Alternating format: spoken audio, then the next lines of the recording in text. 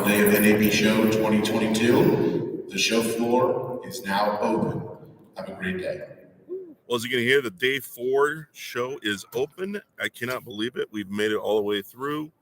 We're all going home today, obviously. Sitting beside me is Joel, is where he heads up our software development team. We've had a great week this week. Unbelievable. Had some great conversations. A lot of people looking. It was obviously smaller this year, but the quality of the people that were coming through were very, very good. Quality over quantity. Yeah, absolutely. So many great conversations. And it was so much great interest. And it was very obvious to us that a lot of people were, specifically looking for more hands-on on the remote side of things, because obviously with the last 2 years, it's become increasingly more difficult to manage systems when you're not actually sitting around your systems. And a lot of people running through doing different things to make sure that they have control over what they're doing. Yeah, it's made our conversation so much simpler, because before, when someone would come to us and ask us, so what do you do? Why are you here? We try to explain to them, well, this is why you need a monitoring system. But now everyone already understands that. The last 2 years have already taught us that. We are coming to you because we know we need a system. We know we need to cover everything in our chain. Please help us. Yeah. And so the conversations are kind of jumping straight over the explaining and trying to change people's mindsets to, hey, how do we solve your problem? So It just made it very nice. It's a very enjoyable show. And it was very obvious to us too that a lot of people already have a bunch of stuff in their systems, and we're just the kind of final piece that brings it all together. We're the glue, if you will. I know being a broadcast, glue means a lot of different things, but we're definitely the glue that aggregates all that information together and really gets people going. I'll bring in James Bloomfield, and come on in, James.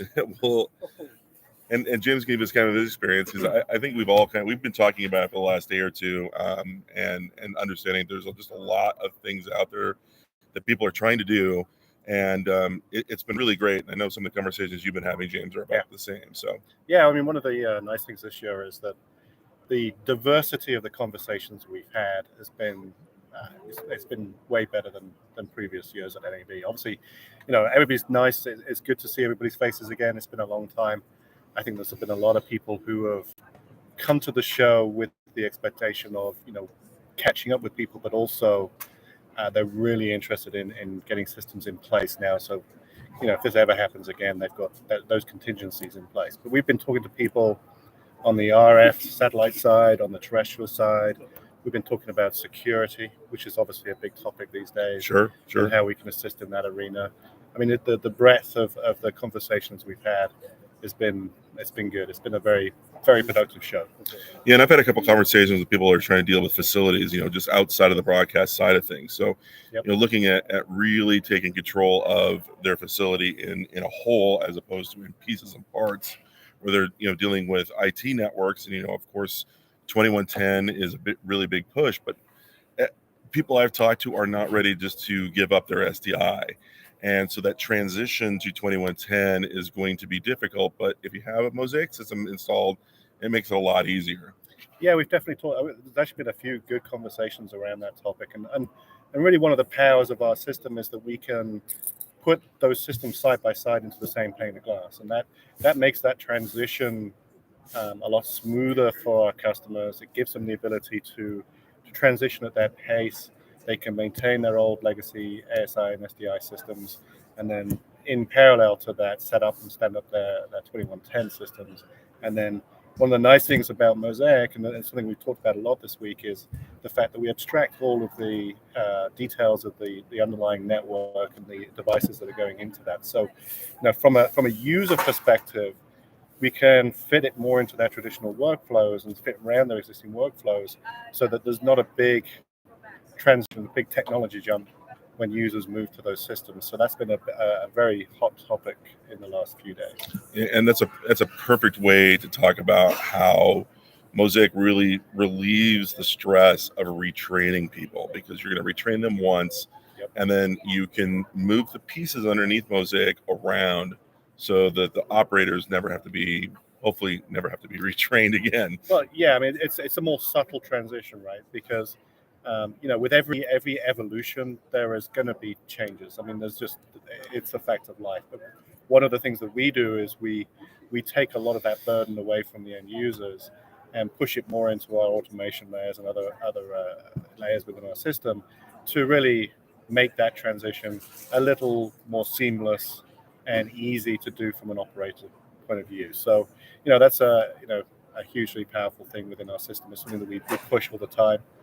And the other thing is with 2110, talking to a lot of people here, they are concerned, even though it's supposed to be an open standard and everybody's supposed to have this interop going between the different vendors. The vendors are still pushing very hard to have a full solution end to end.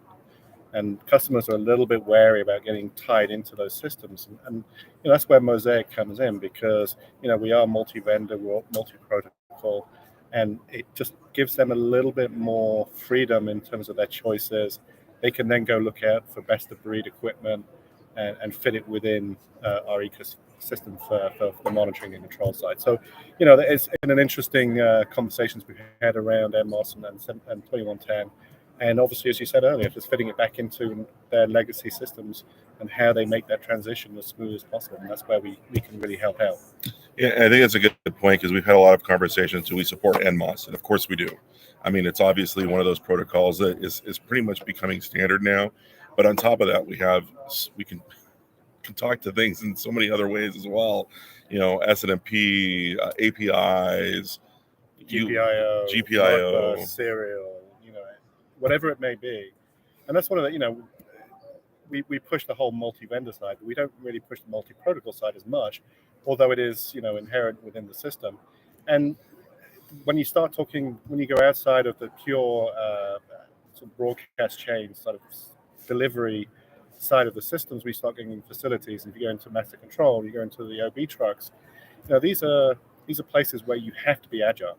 Exactly. And one of the things is, by broaching all those and supporting all of those protocols, we do allow our customers to expand the system beyond, maybe their initial need is monitoring their delivery chain, but the value add as you go forward is you can then bring everything under that one umbrella, and it makes, it's a more integrated operational system then.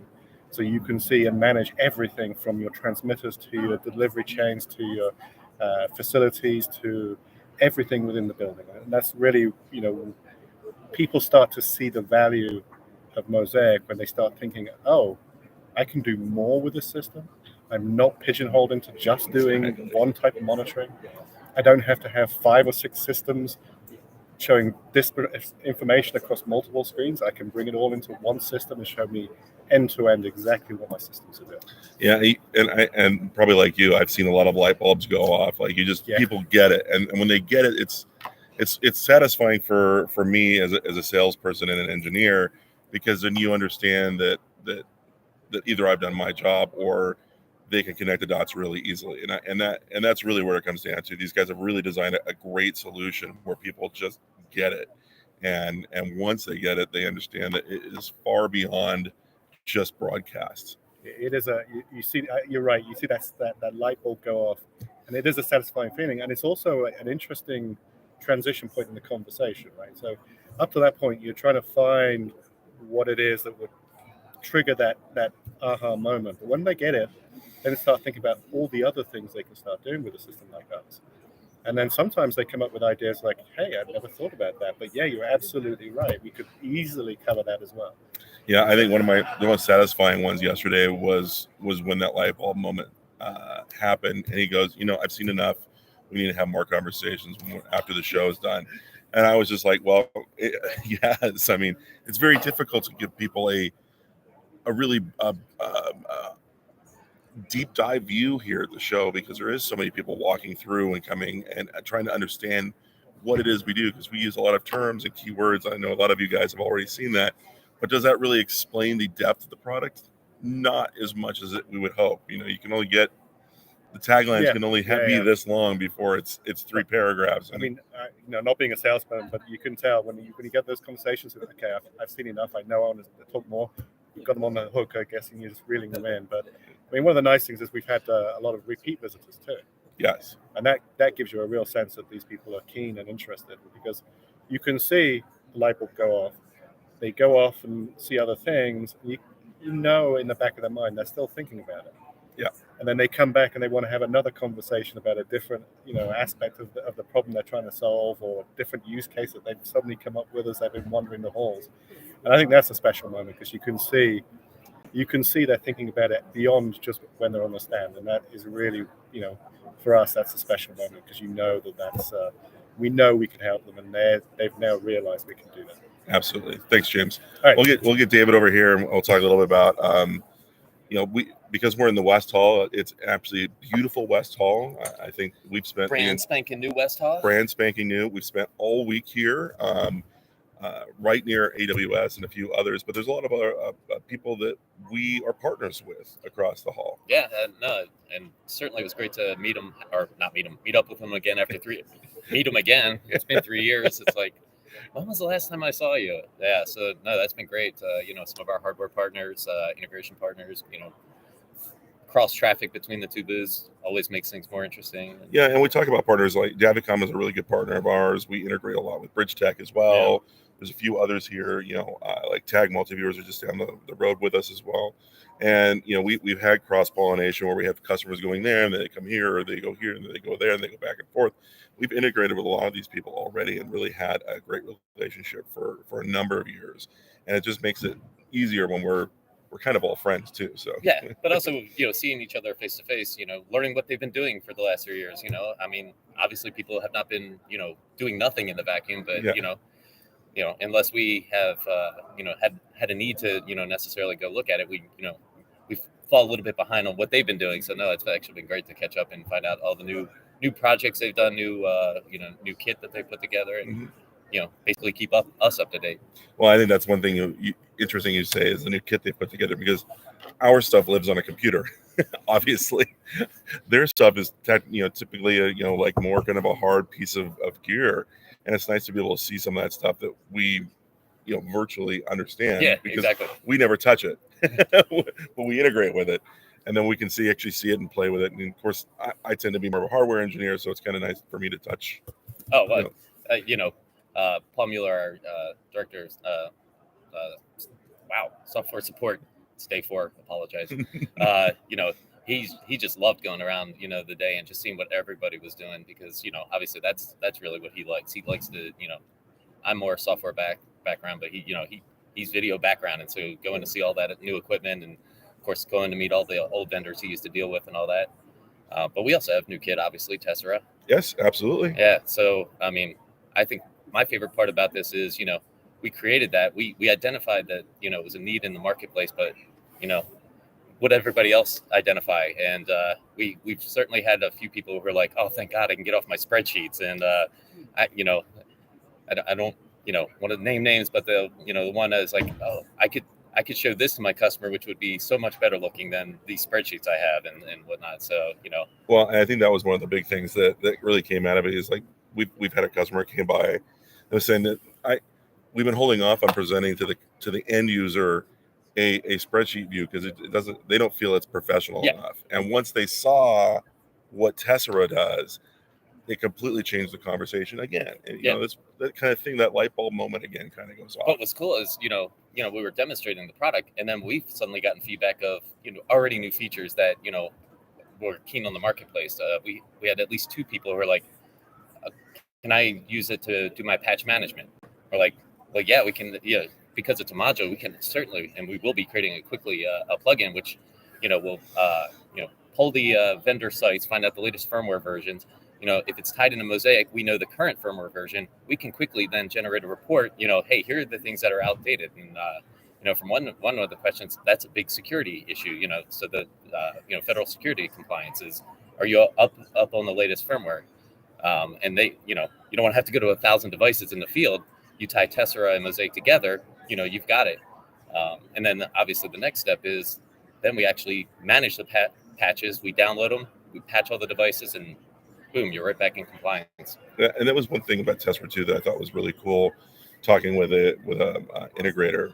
And I was kind of, as I was thinking about how they were starting projects, I'm like, well, Tessera is a great starting It point is, for yeah. that stuff. Oh yeah, I mean, because you're already you're collating all this information together.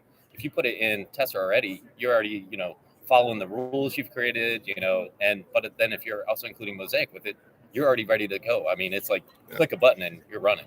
Yeah, and another thing I think that was really cool that I heard about Tessera is that we're working on being able to find new versions that are coming out, or being alerting them to new Right, that's what versions I'm that are saying. coming Yeah, so what we'll do, and like I said, because we actually had two requests that obviously this is an issue that they're having, is we're actually going to have the ability to tie into the manufacturer's website and basically determine the latest version, firmware or software version. We'll load that in a Tessera, and then we can generate reports of here's your devices that are out of compliance. Save you hours of going through each device. Hours. And then you tie that in a Mosaic, you're saving now days of doing your upgrades. Yeah, absolutely. All right, folks. So it's the last day here. We're only on until we've got 6 hours left, about 5 and 45 5 hours minutes and 44 minutes. Yeah. So please, if you're in Vegas, come on, stop by. We're in W2808 in the West Hall. If you've not seen the West Hall, it's beautiful. Oh my gosh, it is so nice. They have a 2.5-story video the wall, video wall, of it, which is really cool. Everybody taking their pictures in front of it. Oh, it's amazing. It's amazing. So hope to see you on the last day. If not, you can always contact us directly, sales@mncsoftware.com, or contact myself or David or James or Joel or anybody. We're always on. Yep. And we will see you later on. Thanks very much.